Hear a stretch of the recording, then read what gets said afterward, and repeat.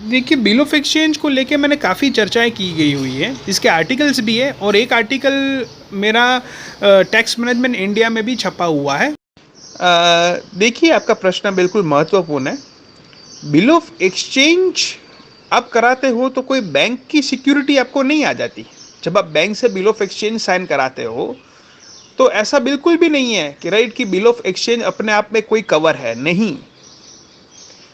आपको तो जो गारंटी मिली हुई है, जो एक्सपोर्टर को मिलती है, वो क्रेडिट इंश्योरेंस, यानी कि आपके केस में है ECGC, right, export credit guarantee corporation, right, उसकी गारंटी मिल रही है आपके ट्रेड में।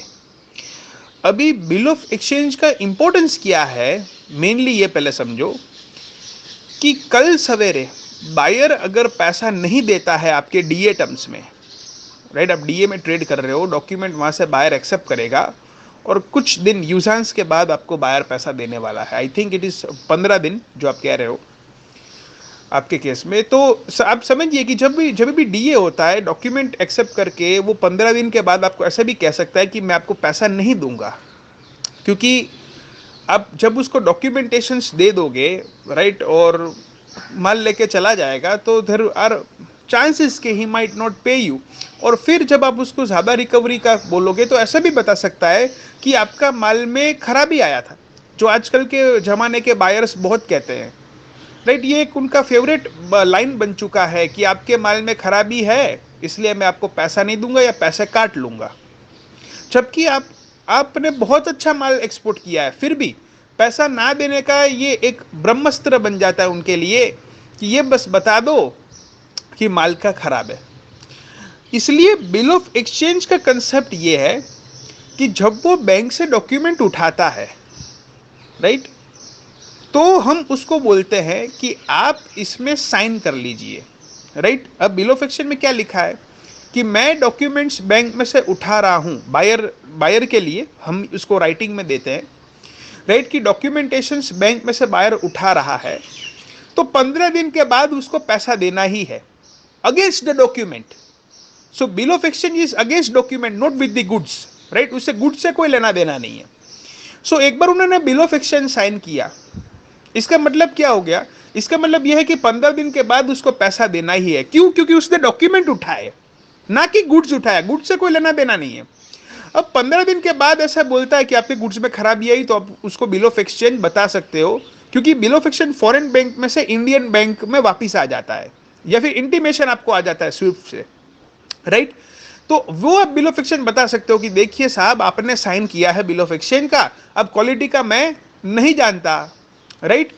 क्योंकि एक्सपोर्टर की जो क्वालिटी की जो रिस्पॉन्सिबिलिटी होती है related to quality, right, as per international chamber of commerce कह रहा हूं, आईसीसी के लॉस के अनुसार कह रहा हूं, वो तब तक ही है जब तक वेसल में प्रोडक्ट्स को लोड किया जाए।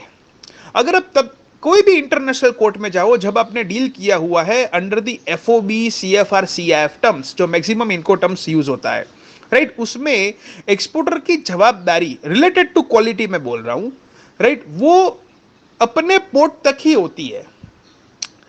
हाँ, अपने पोर्ट तक आपने सेफ लोड किया है, उसका क्वालिटी इंस्पेक्शन सर्टिफिकेशन आपके पास होना जरूरी है, राइट, कि आप साबित कर सको कि नहीं आपने लोडिंग कराया हुआ है एकदम बराबर था, ठीक है।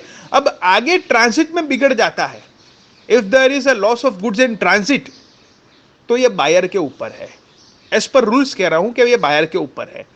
अभी ये जो क्वालिटी खराबी हुई, प्रॉब्लम्स हुआ, राइट, कि या गुड्स शिप डूब गया, XYZ, इसका इंश्योरेंस क्लेम बायर को कराना है। ऐसा अगर प्रॉब्लम है तो बायर को इंश्योरेंस क्लेम कराना है और आपको टाइमली पैसा दे देना है। लेकिन मेजॉरिटी ऑफ बायर क्या करते हैं, जरा सा भी प्रॉब्लम है तो वो डायरेक्टली एक्सपोर्टर को पैसा ही नहीं देते, और एक्सपोर्टर के पास क्या होता है, एक्सपोर्टर फंस जाता है। क्योंकि मैंने ऐसा भी देखा हुआ है कि एक्सपोर्टर के पास ना तो ढंग का क्वालिटी सर्टिफिकेट है, जब वेसल में लोड किया गया है तब उसके पास, मैंने काफी एक्सपोर्टर देखे हुए those who made the shipment, ठीक है, एग्रो में तो पेरिशेबल प्रोडक्ट्स में they have got the phyto, ठीक है, लेकिन और प्रोडक्ट्स में तो कुछ भी नहीं होता, ना तो एसजीएस का इंस्पेक्शन कराते, ना तो कुछ प्रकार का इंस्पेक्शन कराते, कुछ नहीं है, और बायर ऐसे बता देता है कि क्वालिटी खराब थी।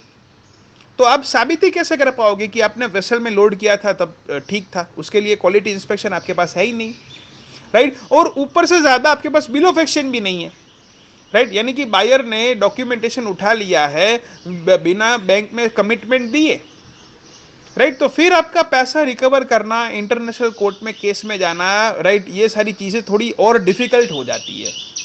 सो बिल ऑफ एक्सचेंज में ये नहीं कहूंगा कि बिल ऑफ एक्सचेंज कोई पॉलिसी है या बिल ऑफ एक्सचेंज कोई भी प्रकार का एक प्रकार का आपका पॉलिसी है, ये मैं नहीं कहूंगा।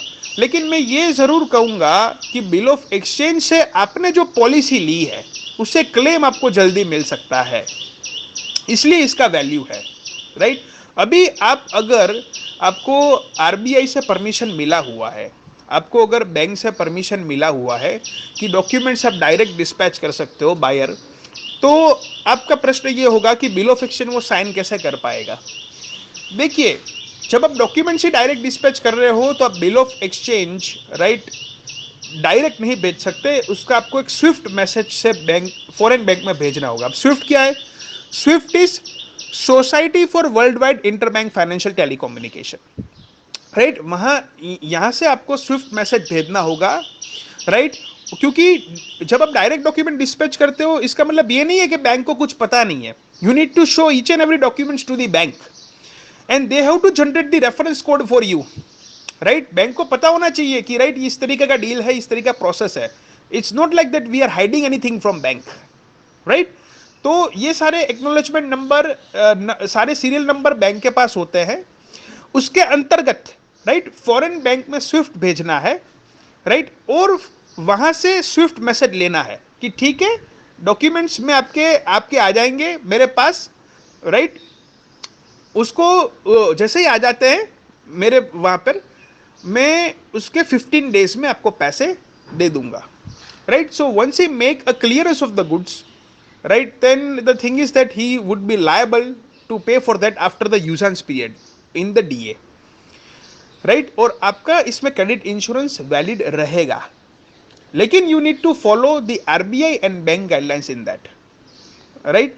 तो I hope you are getting my point कि यहां पर क्यों बिल ऑफ एक्सचेंज का इंपॉर्टेंस है, राइट? वरना कल सवेरे बायर ऐसे ही बताने वाला है, राइट, जिसको गलत करना है वो, कि भाई आपकी क्वालिटी खराब थी।